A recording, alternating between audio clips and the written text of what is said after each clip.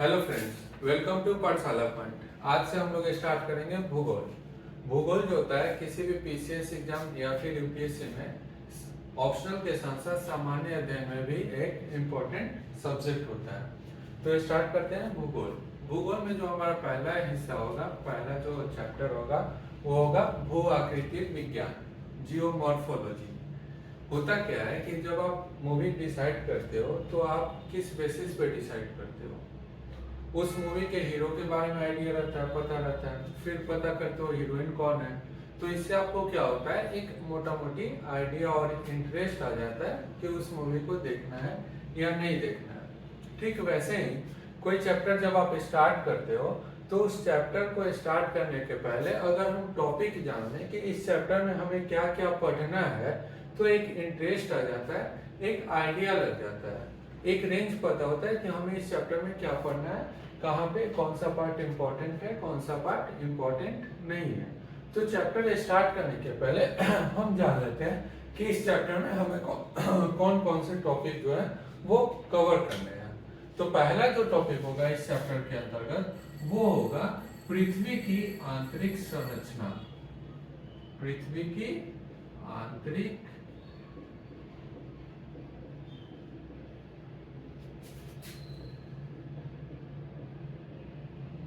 Internal structure of earth. Second होगा plate विवर्तनिकी सिद्धांत। Plate विवर्तनिकी सिद्धांत, जिसको इंग्लिश में हम प्लेट टेक्टोनिक थ्योरी कहते हैं। और जो गाइस कैटेगरी वाले लोग होते हैं इसे और मुश्किल टर्म में कहते हैं पीटीटी, जिससे डरना नहीं है। ठीक है। अब क्या होता है कि इस प्लेट विवर्तनिकी सिद्धांत के अंतर्गत ही हम पढ़ेंगे कि अब सारे प्लेट सीमांत क्या होता है, अभी सारे प्लेट सीमांत क्या होता है, समानांतर प्लेट सीमांत क्या होता है, और प्लेट विवर्तनिकी सिद्धांत से हम ये समझने की कोशिश करेंगे कि पृथ्वी की सतह पर जो होता है सरफेस पे भूकंप, ज्वालामुखी और कैसे आती है, पर्वत रचना कैसे हुआ। तो ये सारी चीजों को हम इस प्लेट विवर्तनिकी सिद्धांत के अंतर्गत कवर करेंगे, जिसके कारण क्या होता है, ये हमारे इस चैप्टर का एक इम्पोर्टेंट टॉपिक हो जाता है। ठीक है। इसके बाद हम पढ़ेंगे महाद्वीपीय विस्थापन सिद्धांत कि महाद्वीपीय विस्थापन सिद्धांत क्या होता है।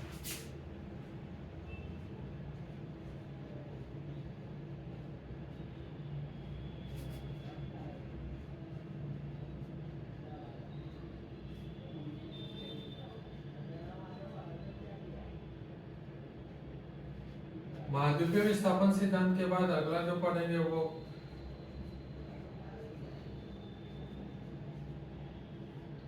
भूचुंबकत्व की परिकल्पना या फिर संकल्पना, सब एक ही बात है। ठीक है। यहाँ इसको कब पढ़ना है ना, नहीं पढ़ लेना है, नहीं तो फिर मतलब ही बदल जाएगा। फिर पढ़ेंगे समस्थितिकी की समस्थिति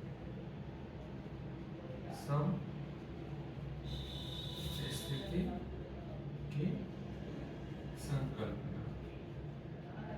इसी में हम पढ़ेंगे, इसके अंतर्गत इससे संबंधित विभिन्न भूगोलवेताओं द्वारा कुछ विचार दिए गए थे, तो उन विचारों को भी हम क्या करेंगे, इसमें कवर करेंगे। इसके बाद पढ़ेंगे हम बहिर्जनित भू संचलन।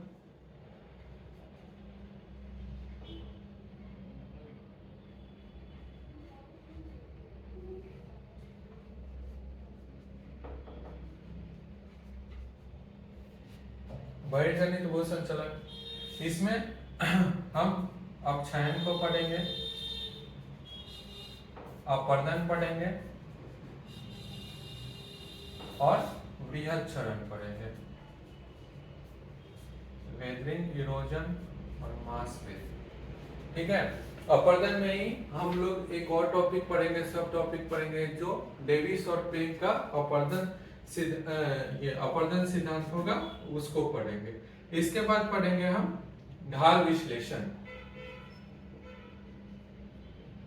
और इससे संबंधित जो भूगोलवेताओं ने जो विचार दिया था, सिद्धांत दिया था, उसे भी पढ़ेंगे।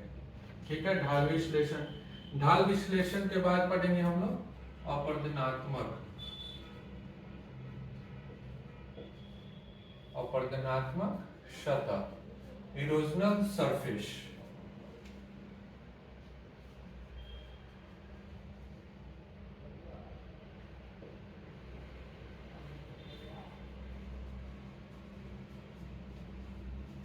इसके बाद पढ़ेंगे हम लोग अन्नछादन,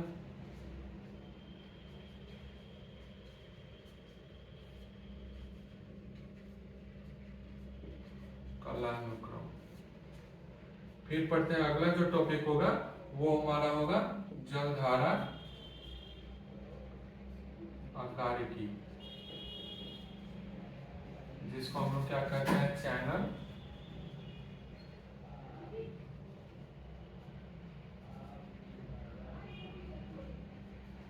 मॉर्फोलॉजी। जलधारा आकारिकी के बाद पढ़ेंगे हम लोग भूसंगति,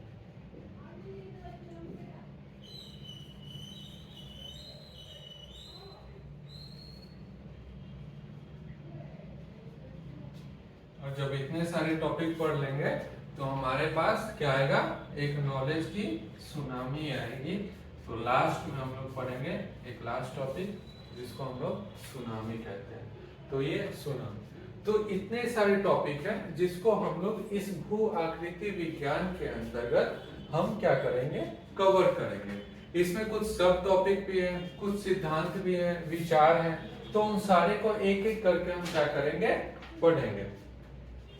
ये तो हमारा हो गया क्या, टॉपिक का नाम, कि हमें इस चैप्टर में कौन कौन से टॉपिक हैं। अब यहाँ पे कुछ वर्ड आ रहे हैं, ठीक है, जैसे बहिर्जनित क्या होता है, अपक्षयन, अपर्दन, ये सब, फिर अन्नछादन, कालानुक्रम, ये सब है। तो ये सब कुछ वर्ड आ रहे हैं, ये वर्ड को सबसे पहले हम क्या कर लेते हैं, समझ लेते हैं, और समझने के बाद फिर हम स्टार्ट करेंगे। हमारा पहला टॉपिक होगा जो पृथ्वी की आंतरिक संरचना। तो पहले वर्ड समझ लेते हैं, फिर हम स्टार्ट करेंगे पृथ्वी की आंतरिक संरचना से। तो आइए समझते हैं कि ये सारे वर्ड्स के मतलब क्या होते हैं और मीनिंग क्या होते हैं, इस चैप्टर का अर्थ क्या है, तो समझते हैं।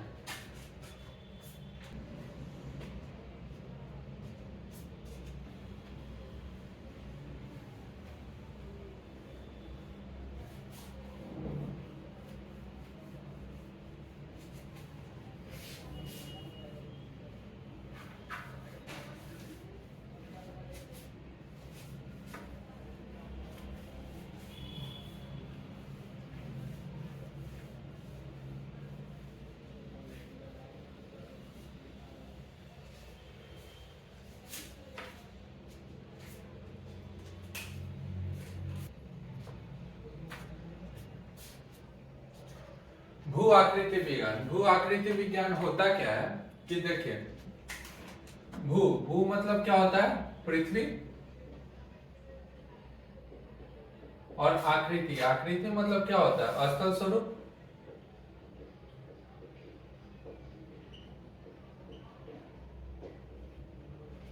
और विज्ञान क्या हो जाएगा, एक क्रमबद्ध अध्ययन, एक क्रमबद्ध अध्ययन, या फिर इसी को तार्किक अध्ययन कहते हैं, लॉजिकल स्टडी,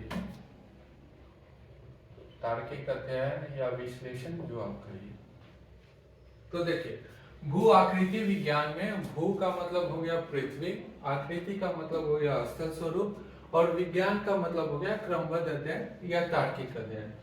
तो इस तरह हम कह सकते हैं कि भू आकृति विज्ञान भूगोल की वह शाखा है जिसके अंतर्गत पृथ्वी के स्थल स्वरूप की विशेषताओं का क्रमबद्ध अध्ययन किया जाता है।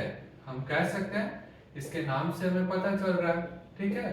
तो इस तरह से हम समझ गए कि इसमें हमें पढ़ना क्या है, कि भूगोल की वह शाखा है जिसके अंतर्गत पृथ्वी की स्थल स्वरूप विशेषताओं का क्रमबद्ध अध्ययन किया जाता है, ठीक है। तो ये तो हो गया इस चैप्टर के नाम का अर्थ। इसके बाद हम समझते हैं, स्टार्ट करते हैं। अब क्या है, पृथ्वी है, पृथ्वी का अस्थल स्वरूप।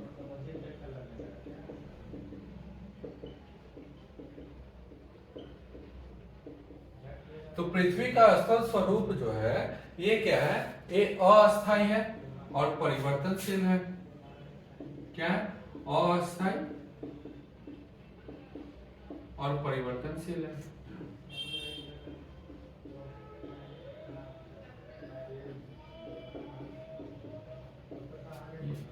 अब हम ये चाहते हैं कि यह अस्थायी क्यों है और परिवर्तनशील है, तो इसका एक सिर्फ और सिर्फ एक रीजन है, वो है भू संचलन, पृथ्वी पर होने वाली भू संचलन की प्रक्रिया।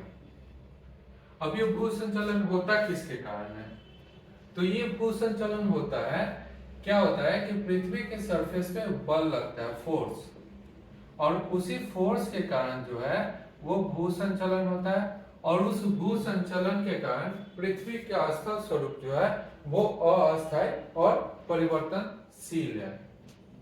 ठीक है। अब क्या होता है कि फोर्स लगता है, अब बल को क्या करते हैं, यहाँ पे क्या हम ये फोर्स लगता है, फोर्स के कारण भू संचलन होता है, और भू संचलन के कारण क्या होता है, पृथ्वी की सतह जो है वो अस्थायी या परिवर्तनशील है। अब बल जो है वो कैसे हो सकता है, आप खुद सोचो। पृथ्वी की सतह है, तो एक सतह क्या होगी, एक ऊपरी सतह होगी, और एक सतह क्या होगी, आंतरिक सतह होगी। तो अगर देखा जाए तो उत्पत्ति के स्रोत के आधार पे, ठीक है, बल की उत्पत्ति की बात करें तो उत्पत्ति के स्रोत के आधार पे अगर बात करें,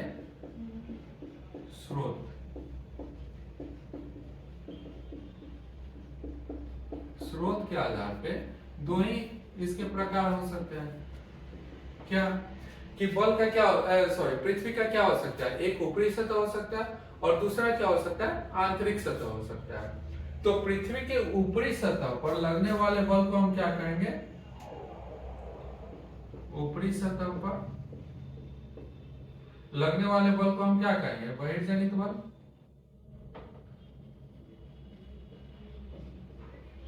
एक्सोजेनिक फोर्स। और आंतरिक सतह पर लगने वाले बल को हम क्या कहेंगे,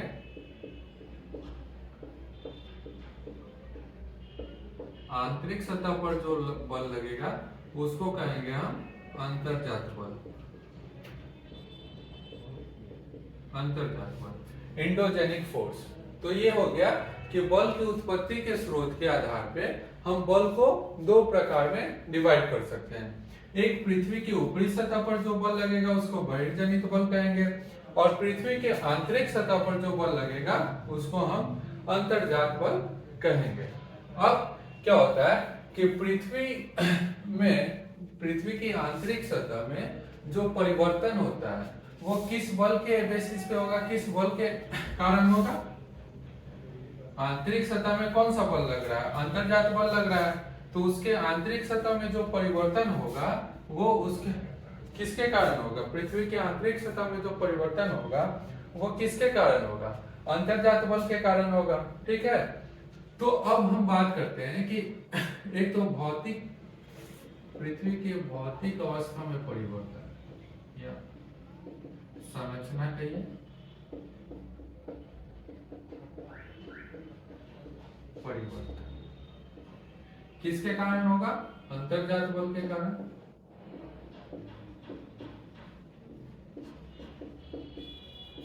यहाँ पे हम लिख देते हैं आंतरिक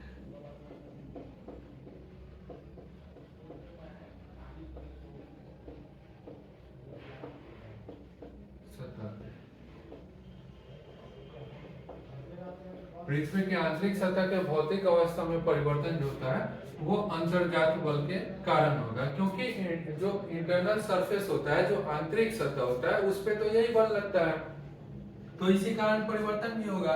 अब अंतर्जात बल जो है इसको हम क्या कहते हैं, तीव्रता के आधार पे दो वर्गों में विभाजित करते हैं। तीव्रता के आधार पे दो वर्गों में विभाजित करते हैं। अब तीव्रता, इंटेंसिटी क्या होगा, या तो ज्यादा होगा या फिर कम होगा। मान लीजिए क्या कि आपको कोई तेज से हिला रहा है, ठीक है, आप किसी कुर्सी पे बैठे हो और कुर्सी को तेज से हिलाया जा रहा है, तो उसके मोमेंट को आप क्या करोगे, फील करोगे। तो तीव्रता क्या होगा, या तो कम तीव्रता होगा, और दूसरा क्या होगा, ज्यादा तीव्रता या अधिक तीव्रता। अधिक तीव्रता। जो कम तीव्रता है इसके मूवमेंट को आप लोग क्या कर सकते हो, महसूस नहीं कर सकते हो, मूवमेंट महसूस नहीं कर सकते हो। जब मूवमेंट महसूस नहीं कर सकते हो, ठीक है, ये क्या होता है, धीरे धीरे होता है। तो इसके कारण क्या होता है, एक दीर्घकालिक परिवर्तन होता है।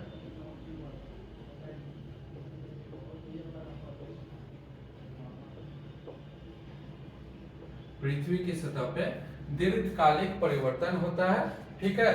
और दीर्घकालिक परिवर्तन क्यों, क्योंकि इसका मूवमेंट बहुत कम होता है और इसका प्रोसेस जो होता है वो काफी धीरे धीरे होता है। दीर्घकालिक परिवर्तन होता है और इसके कारण क्या निर्माण होता है, पर्वत रचना का पृथ्वी की सतह पे निर्माण होता है, ठीक है। और इसे हम लोग क्या कहते हैं, पर्वत रचना का निर्माण होता है और इसे ही हम लोग कहते हैं पटल विरूपण, पटल विरूपण संचलन, ठीक है। तो तीव्रता के आधार पे दो पार्ट हो गए, एक कम तीव्रता हो गया, दूसरा अधिक तीव्रता हो गया। कम तीव्रता में हम देखें कि इसका मूवमेंट को हम लोग महसूस फील नहीं कर सकते हैं, और जब फील नहीं कर सकते हैं तो इसके कारण दीर्घकालिक परिवर्तन होता है और पर्वत रचना का निर्माण होता है। इसे हम लोग क्या कहते हैं, पटल विरूपण संचलन। अब अधिक तीव्रता वाली बात है, तो अधिक तीव्रता में क्या होगा, इसके मूवमेंट को हम लोग महसूस कर सकते हैं। वही कुर्सी वाली बात कि अगर आप कुर्सी पे बैठे हो और कुर्सी को तेज हिलाया जाए तो आप मूवमेंट को क्या करोगे, महसूस करोगे। वैसे ही इसकी तीव्रता अधिक है तो इसके मूवमेंट को हम लोग क्या कर सकते हैं, महसूस कर सकते हैं। और जब मूवमेंट महसूस करते हैं तो इसके कारण जो होता है एक अल्पकालिक परिवर्तन होता है, अल्पकालिक परिवर्तन, ठीक है। अल्पकालिक परिवर्तन होता है और इसके कारण क्या होता है, भूकंप आता है, ज्वालामुखी की प्रक्रिया होती है, और जो पर्वतीय क्षेत्र में लैंड स्लाइडिंग होता है वो इसी के कारण अधिक तीव्रता वाली अंतर्जात बल के कारण होता है। और इसको हम लोग क्या कहते हैं, आकस्मिक संचलन, आकस्मिक संचलन, ठीक है। तो अब देखिए पृथ्वी में अस्थायी परिवर्तन हो रहा था, किसके कारण, भूसंचलन के कारण। भूसंचलन किसके कारण हो रहा था, बल के कारण। बल को उत्पत्ति के स्रोत के आधार पर कितने वर्गों में बांटे, दो प्रकार में। एक नीचे की सतह पर लगने वाले बल को अंतर्जात बल, और ऊपर की सतह पर लगने वाले बल को बहिर्जात बल। अंतर्जात बल क्या देखें कि जो पृथ्वी की आंतरिक सतह में परिवर्तन होता है वो अंतर्जात बल के कारण होता है। इसको तीव्रता के आधार पे दो वर्गों में बांटते हैं, कौन कौन से, एक कम तीव्रता हो गया, दूसरा अधिक तीव्रता हो गया। इन दोनों को हम लोग क्या किए, इन दोनों के कैरेक्टरिस्टिक्स को पढ़ लिए कि कम तीव्रता वाले के मूवमेंट को महसूस नहीं कर सकते, दीर्घकालिक परिवर्तन होता है और इसके कारण पृथ्वी की सतह पर पर्वत रचना का निर्माण होता है, और इसको हम लोग कहते हैं पटल विरूपण संचलन। सेकेंड, अधिक तीव्रता वाले को मूवमेंट को महसूस कर सकते हैं, इसके कारण अल्पकालिक परिवर्तन होता है और इसी के कारण भूकंप आता है, ज्वालामुखी प्रक्रिया होती है या पर्वतीय क्षेत्र में लैंड स्लाइडिंग की प्रक्रिया होती है, और इसी को कहते हैं आकस्मिक संचलन। तो ये था अंतर्जात बल को हम तीव्रता के आधार पे बांट रहे थे, ठीक है। अब क्या होता है कि पटल विरूपण संचलन को देखते हैं, ठीक है। जब पटल विरूपण संचलन की बात करेंगे तो उसमें तीन तरह के संचलन होंगे।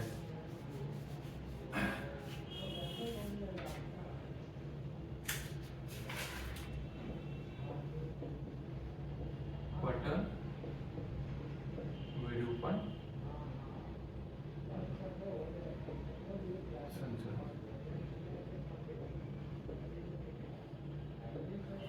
इसमें तीन तरह के संचलन क्या, एक होता है विवर्त नीति, विवर्त नीति,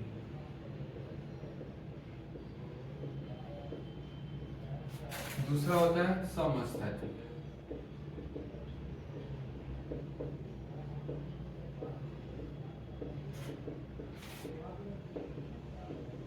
और तीसरा होता है सुस्थैतिक।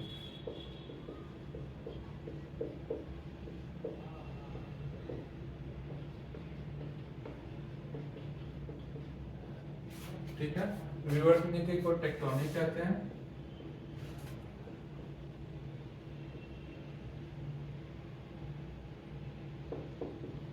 टेक्टोनिक कहते हैं, और समस्थैतिक को हम लोग कहते हैं आइसोस्टैटिक, आइसोस्टैटिक, और सुस्थैतिक करते हैं यूस्टैटिक।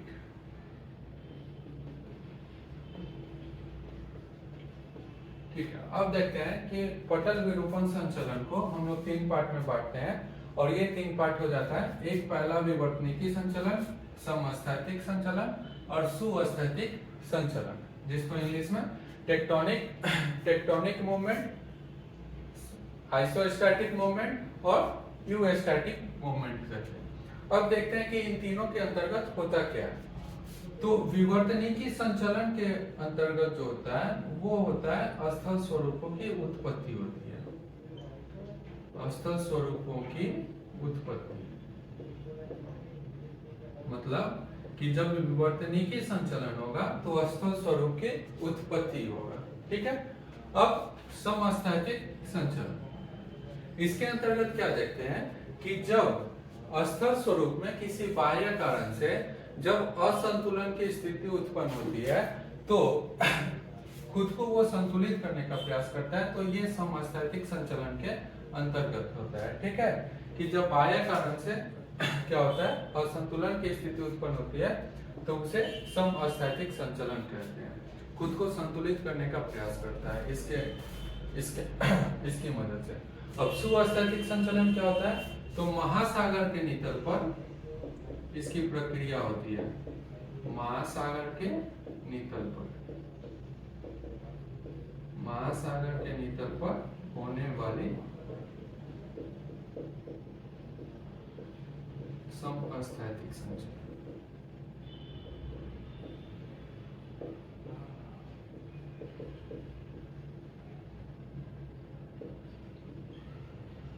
तो महासागर के नितल पर होने वाले समस्थैतिक संचलन को ही हम क्या कहते हैं, सुस्थैतिक संचलन कहते हैं या यूस्टैटिक मूवमेंट कहते हैं।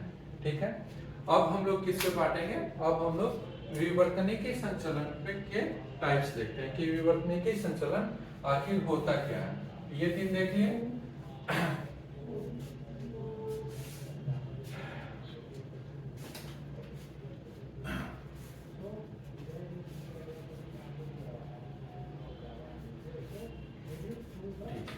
अब किसको देखते हैं, विवर्तनिकी संचलन। विवर्तनिकी संचलन को बल की दिशा के आधार पे वर्गीकृत करते हैं। ठीक है, बल की दिशा के आधार पे वर्गीकृत करते हैं।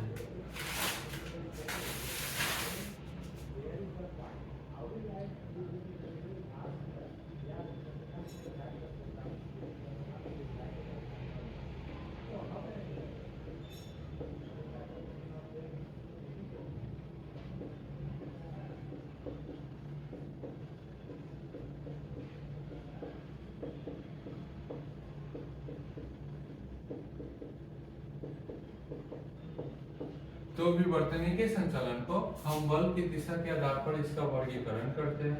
तो वर्गीकरण दिशा के आधार पर जब वर्गीकरण करेंगे तो हमारे पास दो ही ऑप्शन होता है, क्या, एक या तो हॉरिजॉन्टल होगा या फिर वर्टिकल होगा। ठीक है, तो जब ऊर्ध्वाधर दिशा या फिर वर्टिकल, ऊर्ध्वाधर दिशा में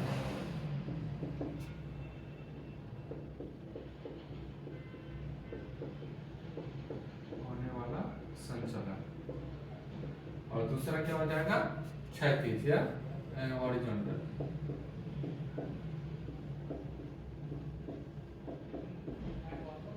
क्षैतिज दिशा में होने वाला संचलन। ठीक है, अब इन दोनों को कहते हैं, तो बल के विवर्तनिकी संचलन को हम लोग दो पार्ट में बल की दिशा के आधार पर बांटते हैं।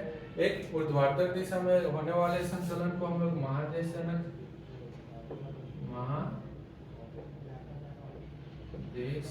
संचलन कहते हैं, और दूसरा जो होता है क्षैतिज दिशा में होने वाले संचलन को हम लोग क्या कहते हैं, पर्वत निर्माणकारी संचलन। पर्वत निर्माणकारी संचलन, इसको हम लोग इंग्लिश में कहते हैं ऑर्डोजेनिक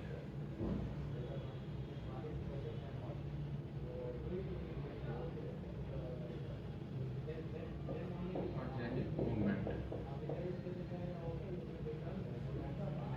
और इसको कहते हैं एपिरोजेनिक।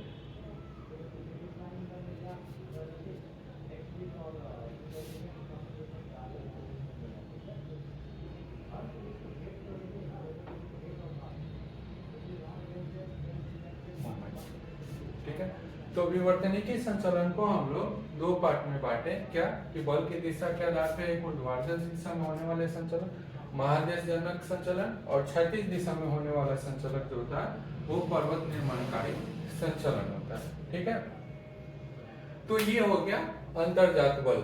और अंतर्जात बल को जब हम लोग वर्गीकृत किए तो यहाँ तक पहुंचे हम लोग। ठीक है, अब दूसरा, तो अंतर्जात बल को एक बार रिकॉल कर लेते हैं कि कैसे होता है। पृथ्वी की सतह जो है वो क्या है, अस्थायी और परिवर्तनशील। क्यों है? भू संचलन के कारण। क्यों भू संचलन होता है? तो बल के कारण। और बल को क्या करते हैं, उत्पत्ति के आधार पर कितने वर्गों में बांटते हैं, दो, या तो ऊपर लगेगा या फिर नीचे लगेगा। ऊपर लगने वाले बल को बहिर्जनित बल या फिर एक्सोजेनिक, और नीचे लगने वाले बल को आंतरिक जो सतह पर बल लगता है उसको क्या कहते हैं, एंडोजेनिक फोर्स।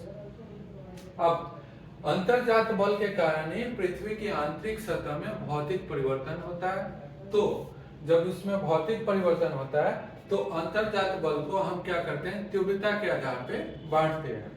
तो तीव्रता के आधार पे क्या होगा, या तो कम होगा या तो ज्यादा होगा।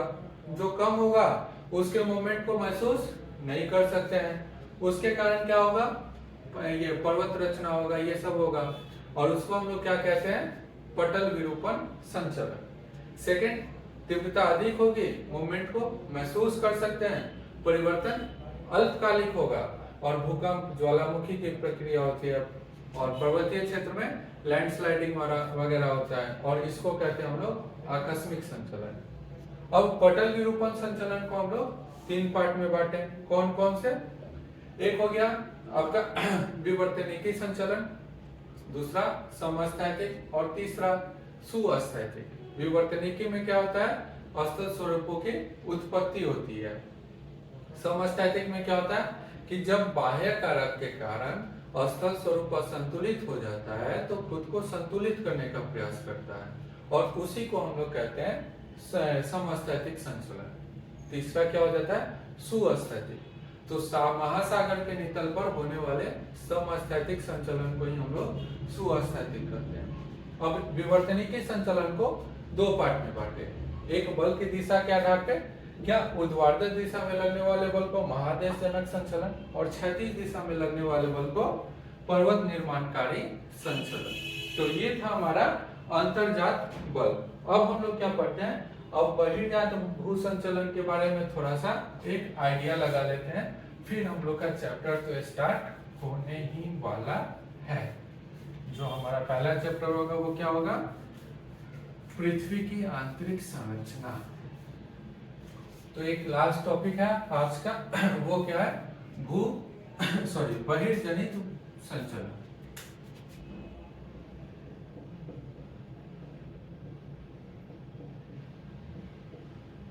बहिर्जनित संचलन।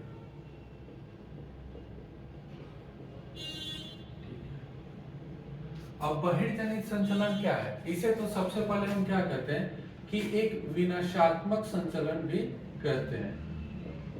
विनाशात्मक संचलन भी इसे कहते हैं, ठीक है। और जब विनाशात्मक संचलन इसको कहते हैं, ठीक है। उसके बाद क्या कि ये इसमें क्या होता है, अनाच्छादन की प्रक्रिया होती है, अनाच्छादन की प्रक्रिया होती है। और अनाच्छादन क्या है, एक संयुक्त प्रक्रिया है, एक कंबाइंड प्रोसेस, संयुक्त प्रक्रिया है, ठीक है। अब ये किसका किसका संयुक्त प्रक्रिया है, तो अपक्षयन का है, दूसरा क्या अपर्दन का है, और तीसरा क्या बृहत्क्षरण का है। मतलब इन तीनों प्रोसेस को अगर हम कंबाइंड रूप से देखें तो उसको कहते हैं अनाच्छादन की प्रक्रिया। तो अनाच्छादन की प्रक्रिया एक संयुक्त प्रक्रिया है जिसके अंतर्गत अपक्षयन, अपर्दन और बृहत्क्षरण होता है, मतलब वेदरिंग, इरोजन और मास वेदरिंग होता है, ठीक है। तो ये एक संयुक्त प्रक्रिया है। अब देख लेते हैं अपक्षयन और अपर्दन क्या होता है। तो अपक्षयन और अपर्दन की बात करें,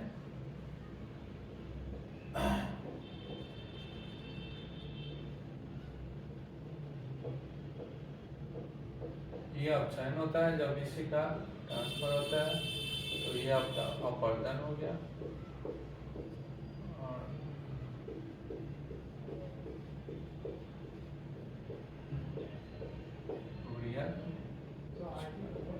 ठीक है, तो अपक्षयन, अपक्षयन क्या है, जब पृथ्वी पर जो चट्टान है उसमें भौतिक और रासायनिक परिवर्तन होता है तो उसको हम ही अपक्षयन कहते हैं। यह क्या है, एक अस्थैतिक प्रक्रिया है। चट्टान टूटते हैं तो उसको ही छोटे छोटे पार्टिकल में जब वो डिवाइड हो जाते हैं तो उसको ही अपक्षयन कहते हैं, वेदरिंग कहते हैं, ठीक है। अब अपक्षयन का क्या होता है कि जब वो टूट गया, चट्टान टूट गया, ठीक है, परिवर्तन हुआ, तो अपर्दन के अंतर्गत क्या होता है कि अपर्दन के अंतर्गत अवसादों का स्थानांतरण होता है, मतलब ट्रांसफर होता है, ठीक है। एक स्थान से दूसरे स्थान तक अवसाद जाते हैं, तो इसमें क्या हो जाता है, अवसादों का स्थानांतरण। ये एक स्थैतिक प्रक्रिया, मतलब एक ही जगह पे होती है होने वाली प्रक्रिया। अपक्षयन हो गया। अपर्दन हो गया कि जब वो छोटे पार्ट में टूट गए तो वो उनका स्थानांतरण होता है, एक जगह से दूसरे जगह जाते हैं, पानी, हवा और बर्फ की मदद से, तो ये एक स्थान से दूसरे स्थान तक जाते हैं, अपर्दन हो गया। तीसरा हो जाता है बृहत्क्षरण। तो बृहत्क्षरण जो होता है ये पर्वतीय क्षेत्र में होता है। पर्वतीय क्षेत्र में जब अवसाद होता है पृथ्वी के गुरुत्वाकर्षण बल के कारण जो अपर्दन होता है उसको ही हम क्या कहते हैं, बृहत्क्षरण कहते हैं। और ये कहाँ होता है, तो ये पर्वतीय क्षेत्र में होता है। तो ये हो गया बहिर्जनित संचलन। अनाच्छादन देख लिए, इसका जो संबंध है वो अपर्दनात्मक सतह से, अपर्दनात्मक सतह से, ठीक है, सतह से संबंधित। तो इसका संबंध जो है ये अपर्दनात्मक सतह से संबंधित है, अनाच्छादन जो है। तो इस तरह से हम देखें क्या कि बल पृथ्वी के स्थल स्वरूप में किस तरह से परिवर्तन आता है, एक ओवरव्यू देखें कि तो अंतर्जात बल देखें और बहिर्जनित संचलन देखें और अंतर्जनित संचलन देखें, फिर उन दोनों को सब कैटेगरी में डिवाइड किया कि क्या क्या उसके अंतर्गत होता है, फिर बहिर्जनित संचलन देखें। तो ये तो था हमारा एक परिचय था कि हम कैसे इस चैप्टर में आने वाले शब्दों से परिचित हो गए, ठीक है। अब हमारा जो अगला टॉपिक होगा वो होगा पहला टॉपिक पृथ्वी की आंतरिक संरचना, जो हमारा अगले क्लास में होगा। ये वीडियो मुझे उम्मीद है कि आप लोगों को पसंद आई होगी। अगर पसंद आई होगी तो इस चैनल को लाइक, शेयर और सब्सक्राइब जरूर करें, ठीक है, और बेल आइकन को दबा दें जिससे नोटिफिकेशन आपको मिलती रहे। तो मिलते हैं अगले वीडियो में। Thank you.